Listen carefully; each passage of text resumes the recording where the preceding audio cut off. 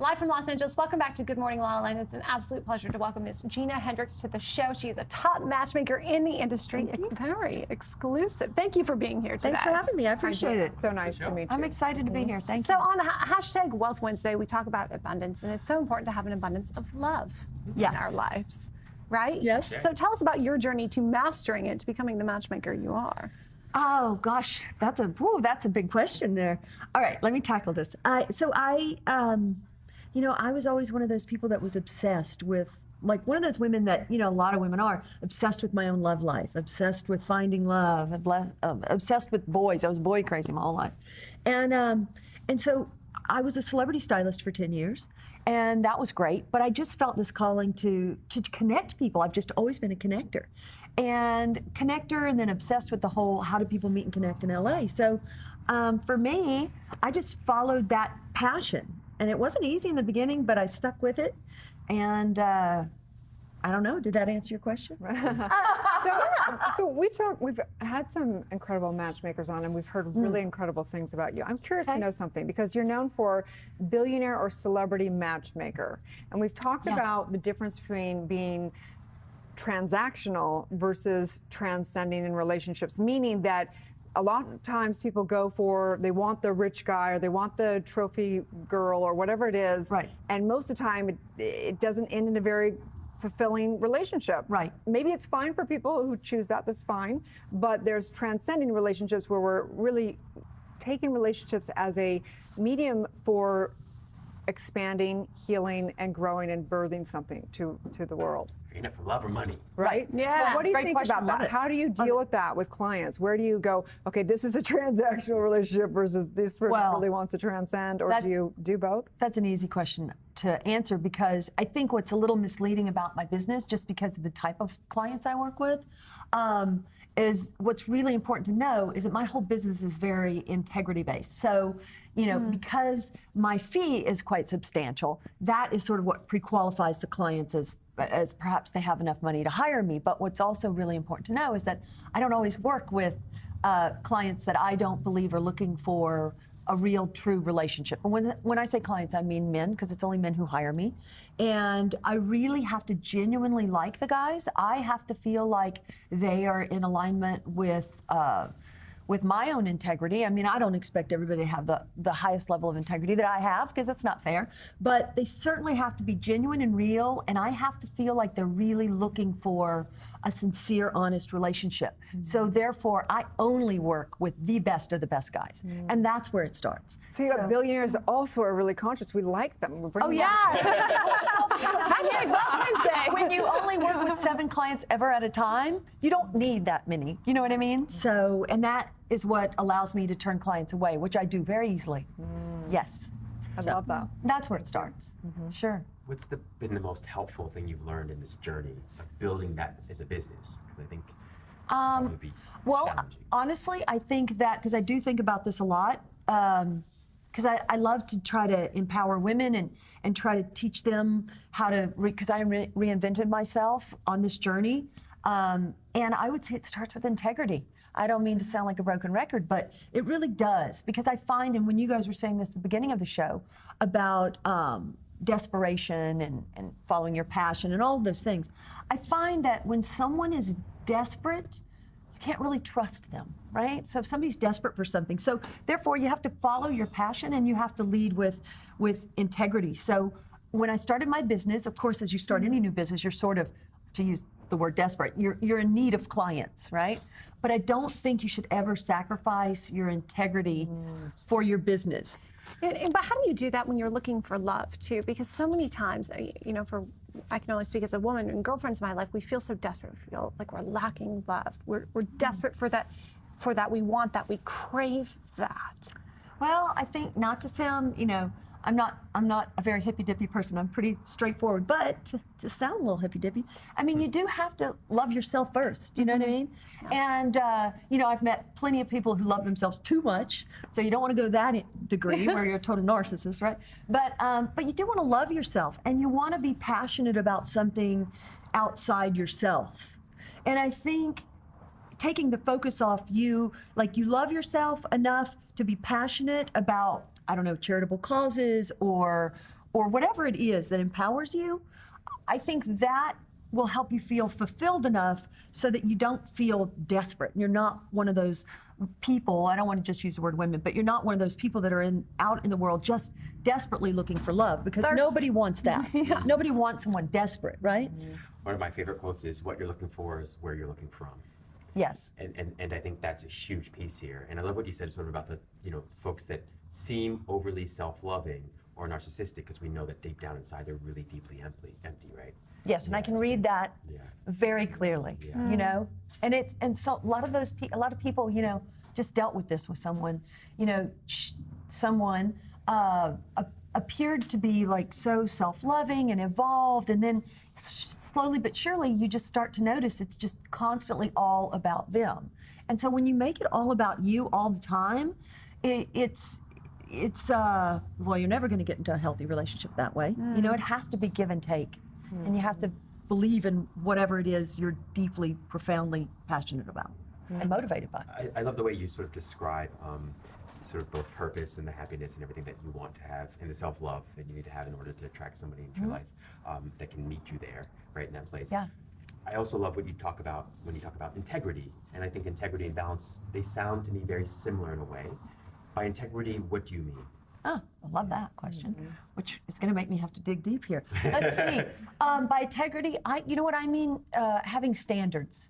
I just did a post recently on my Avenue Instagram, and I did a post recently about it, and I said, be someone who cannot be bought.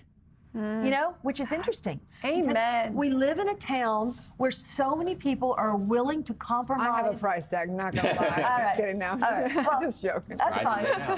I don't, but whatever. So, because I deal with it all the time.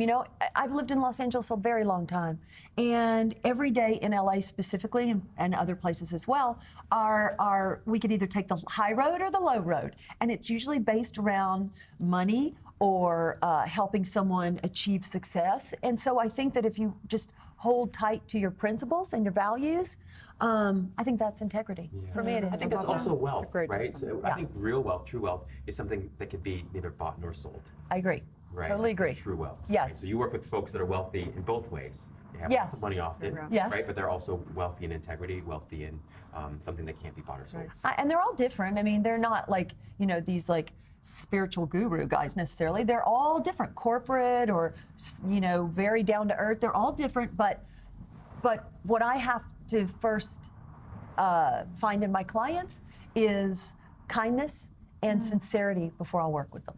So. Into that. Interesting. And kindness is king or queen. It's a continuity. And listen, as you work with people, different things come up. So it's not like they're saints.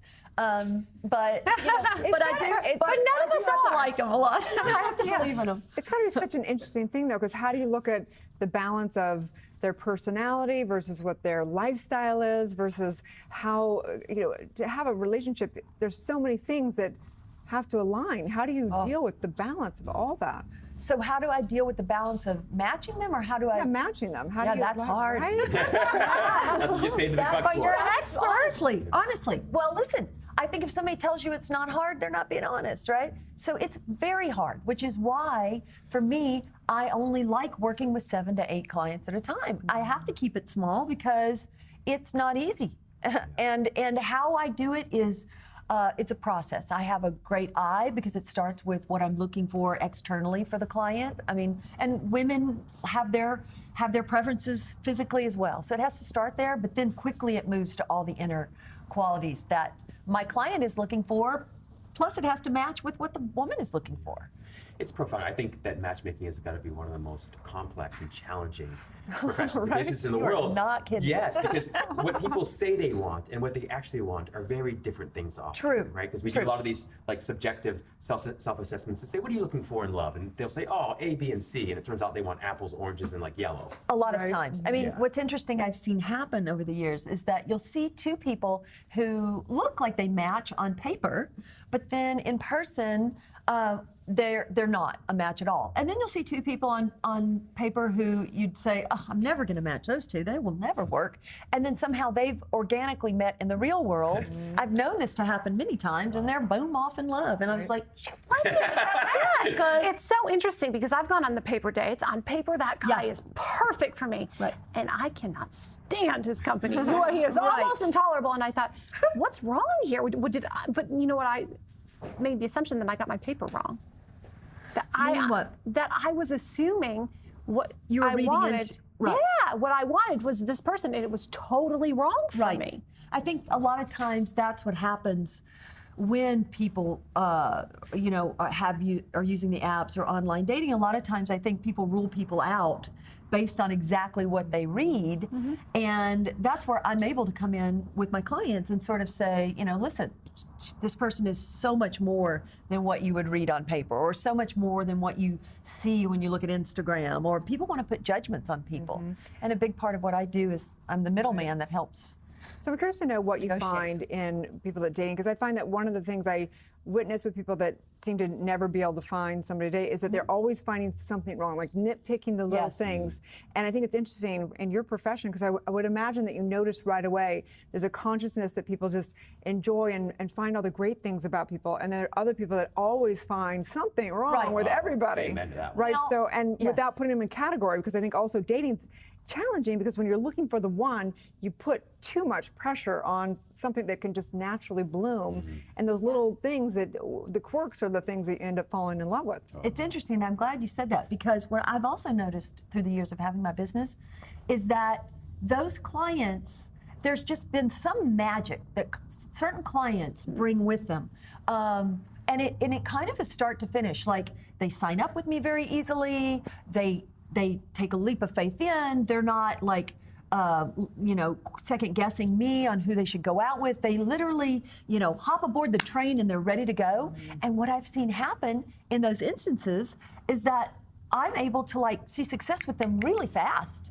I mean, the most recent happened in the spring when I set this guy up. The first girl I set him up with, they're still all in there dating. He's not gone out with anybody else. But it's weird. It's a flow. It's an energy. These guys have open energy, and there's some guys, I'm talking guys because the guys are my clients, have this energy that's like holding on a little bit too tight. Oh, it's so profound. I think any of us in the helping profession, really any business, that resonates with us. I know that for me, as a coach, for the longest time, people would call and say, "Hey, can I have a free session?" I said, "Of course." And I would, get a little experimental session in, Yeah. and then they'd ask questions, and then I would try to sell them. And then, after a period of time, it was exhausting, Yeah. and I gave all that up. So now when people say, "Can I have a free session?" or "I have a couple questions," I'm like, "You know what? I'm probably not right for you. Right. I'm really not." Right. Because the people that sign up right away are the ones who love what I have to offer. It's so true. And the ones that have 1,000 questions coming in Yep. generally can't enjoy or appreciate what I have to offer, no matter how great a job I do. Right, I know, and it's frustrating, and it's frustrating to see those people that you can help, and usually it's the people that kind of need the help the most that are most resistant to it. Oh, the irony. Cute. Isn't it ironic? Yeah. It is. Very true. True in So love, true in true. work. Wow. Very So true. how can people work with you? Where can they find you? Oh, they can, let's see, they can go to my website. My company's called Exclusive Introductions, but the URL is exclusiveinla.com. Exclusiveinla.com. Let's see. You've got a hot new Instagram? I've got a hot new There you Instagram. go. It's called the Gina Hendrix on Instagram. Love that. And my Twitter that I'm being better about doing now is Gina Hendrix. So that's how you Well, find we'll have me. to have you back on a Friday when we Absolutely. talk a lot about dating, love, and relationship. Everyone, got we plenty to love this say. conversation. Yes, we do. Me, So, obviously, We'll, me con- too. Yeah. we'll continue. I eat, sleep, and breathe this stuff. Stay You tuned. guys We'll are be pushing. back with more on Good Morning La La Land.